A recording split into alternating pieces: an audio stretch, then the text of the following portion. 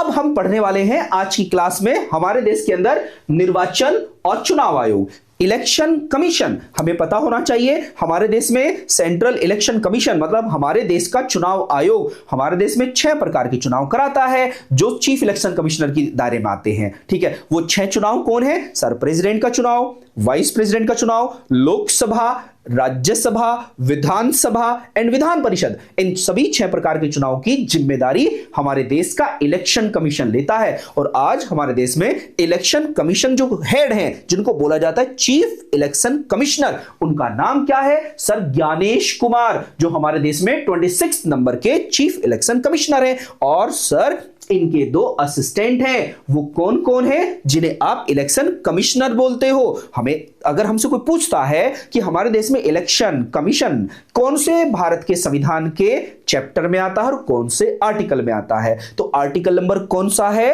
324 324 में आता है। अब हमसे पूछे कि कितने चुनाव आयुक्त हैं, तो हमें बताना होगा सुखबीर सिंह संधू और नेक्स्ट विवेक जोशी। आपको पता होगा हमारे देश में 3 ऐसी पोस्ट है जो कभी रीअपॉइंट नहीं होती। वो कौन कौन है?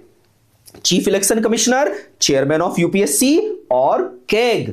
ऐसी जानकारी आपको लगातार मिलती रहेगी। अगर ऐसी जानकारी चाहिए तो आप हमारे चैनल पर जाइए गुप्ता क्लासेस, वहां पर आपको सारी बातें मिलेंगी। आइए जारी करते हैं आगे की जानकारी।